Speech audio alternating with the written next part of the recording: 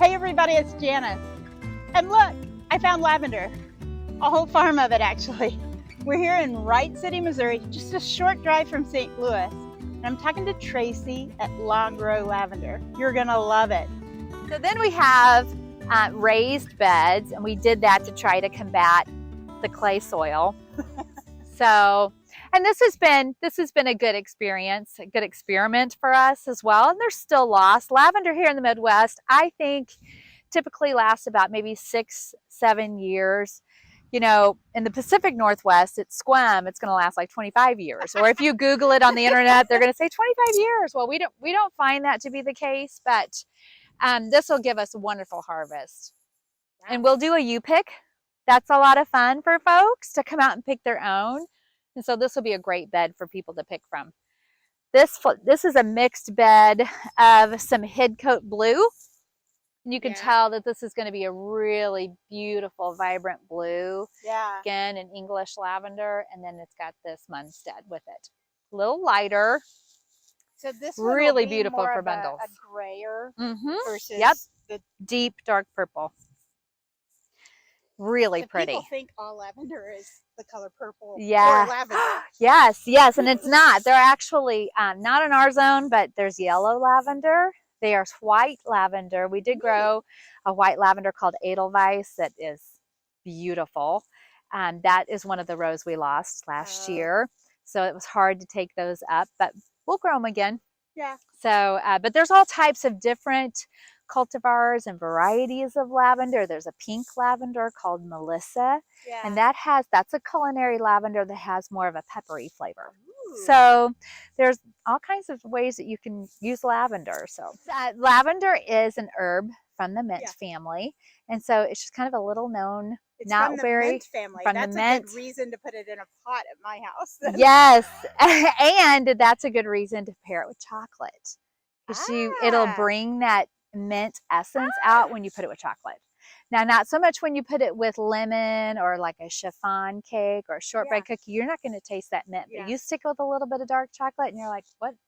It just tastes a little bit like mint. I love it. Isn't that fun? It is. And I love that, the versatility of the lavender. You can, you can use it in a sachet or you can eat it. I think a lot of times with flowers, people think you only use the petals for the smell, like roses. Right, like they'll take all the petals off and let them dry, or let them dry and then take the petals off. Yes. But for lavender, you take the sticks and everything. You can use all of it because the essential oil, all got the oils. It's in, And so when you distill, we actually you put all of the plant in. Not you don't take the plant out of the ground. Yeah. But you take all of your harvest, all of the stems and the flowers, and then you distill to get your essential oil. Every year the root ball gets bigger.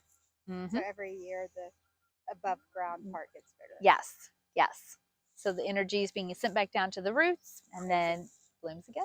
We are always in the process of replanting. Varieties just not as hardy for winter. Yes. So this is our Provence variety. And then some people have a lot of luck with Provence. It's a really beautiful plant. We just haven't. We've had the most success with Phenomenal. Okay. That's been and that's the one that we sell to the public because we want folks to you want people to be successful. Yes, to be successful with their lavender. Have a realistic expectation of the lavender that this is not native to Missouri. Yes, this is more Phenomenal, and you can tell we grew, put some in the ground last fall that are going to bloom. And then the difference between these were planted last October. They look great. I'm so happy. I mean, this was the best decision for us to reorient these rows. Try and do some. And now you've got a row with the nice middle. Yes. So we raised the beds.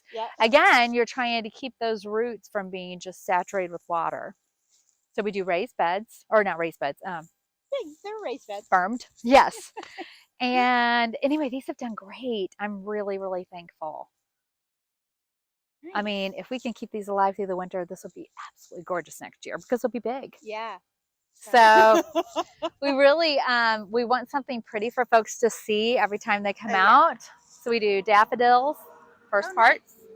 So last year we did 1,000 daffodils, just a whole row of them. Yeah.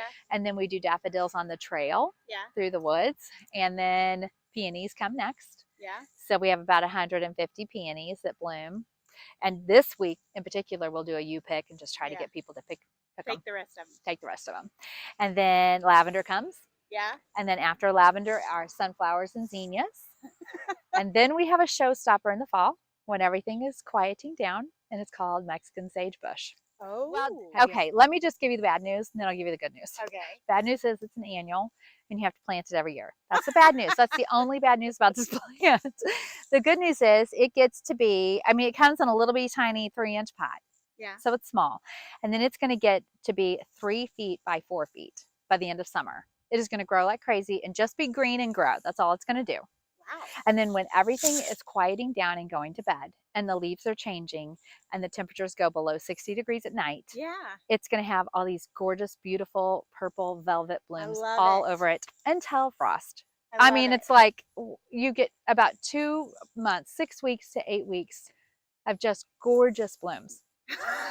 And I'm like, people come and they're like, is this lavender? And I'm like, no, it is not lavender, but it's really pretty. Excuse me. But yes, so you can tell that I was, you know, when I put these in the ground, they were actually the same size. And I thought, oh, it's not worth trying to keep these alive over the winter. Yeah. You know, they're the same size, but clearly I'm wrong. Clearly this was worth planting in the fall. So I love the fact that we're always kind of learning a little bit and kind of pivoting with the farm. I can't tell you, I'm over the moon that nothing looks like the current rains have killed them, you know, because these are baby plants. It's been a weird year. It's been a weird year. And it's hard because in the spring you can get 3 inches of rain. Well, that is just, that is just hard. It's just hard on everybody. Yeah. But we're happy. So we've got about 1,000 plants and 600 of them are babies. So that's kind of what you're seeing. So next year, they'll be really big. Big and lovely. Yeah. So how many years does a lavender plant typically live if you don't have bad water? Yeah, I would say 6 to 8 years is what I would say here. That's what we're experiencing.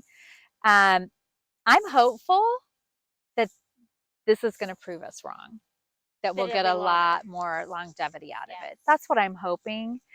But in our experience up to this point, 6 to 8 years, I always tell people, I'm like, you know, the internet paints a rosy picture. And so you have to be really careful of what they're talking about or maybe what area they're talking about. Or so I want folks to understand this isn't a native plant. No, and this isn't a native plant to Missouri. So, well, I'm thrilled though. I'm thrilled with the progress and that these are in the ground and can get established before the humidity hits. So we'll see. I'm hopeful. You have a few. Did the hoop house last year and just really started getting it going. And so really this is its first season of being good. Yeah. And so we grow all of the lettuce and tomatoes and onions and kale for the cafe. Nice. So we're super excited about that. Oh yeah, you do. Yeah. So my husband has done this project and he has done a beautiful job. He's done a no-till garden. Yep. So, and that's worked out really well. But anyway, it's looking great. The kale, he's just done such a great job. So, looks really good. We're growing celery for the chicken salad and cucumbers and so tomatoes. Love it. Yeah, everything that we can grow for the cafe we're trying to grow. That's neat. Yeah. It really is an experience. It is. I'm hoping. I hope people feel like, you know, can get inspired or just relax. Yeah, just a day away from the city. Just a day away from the city. Yep. I tell people, I'm like, this is a full-on tennis shoe trail. You're going to have to hop a little creek. It's going to be fine, but you need to be prepared. This is not the Birkenstock. Yes, this is not a sandal. If you're here for photos, this is not the trail for you. But if you can imagine, it was full of daffodils in the spring. It was so pretty. The daffodils lined it, and we planted 1,000, so we're gonna try to plant 1,000 more next year. So, but that's how the trail goes. It's all wood chipped, but you do have to hop a couple little. There's some dry creeks. There's some dips. Hills. We had a couple of trees fell And my husband's like, do you want to move them? I'm like, no, it's so romantic. You just need to walk over it. It's so cute. It's nature. Just leave it there. It's perfect. We sell several to the public, but we grow mainly phenomenal because they are much, yes, and they're much more hardy for the winter and humid tolerant. Okay. So they're just a more tolerant plant. Yeah. And then we do grow some Munstead and Hidcote Blue just because they're so pretty. Because they're so pretty. They're so pretty. Their stems are a little shorter, but they make beautiful bundles and they're real bright. So that's fun. This fern leaf lavender is also called a French leaf lavender, and it has, of course, the leaves that look more delicate like a fern. Now this is an annual. It doesn't have the typical fragrance of lavender. It's not edible, but it's an ever bloomer. So some things you like give up, some things you get. So the this one will bloom all summer long, but then of course it's an annual. So you have to replant them. So you have to plant it every year. You have to plant it every year. But and these phenomenal will overwinter well. Yes, it will. It'll overwinter well. It'll do well in that July, August. Now lavender never looks happy in that time frame. I always tell folks, I'm like, it feels like we do. It's just not loving. Languishing. It's yes. Languishing. Like, please get me to September. It's a little dry, but still nice and warm. Yes. I love it. I love it. Thanks for checking out our videos. We'd love for you to subscribe, watch some more videos, follow our podcast in general. I'm your host, Janice Person.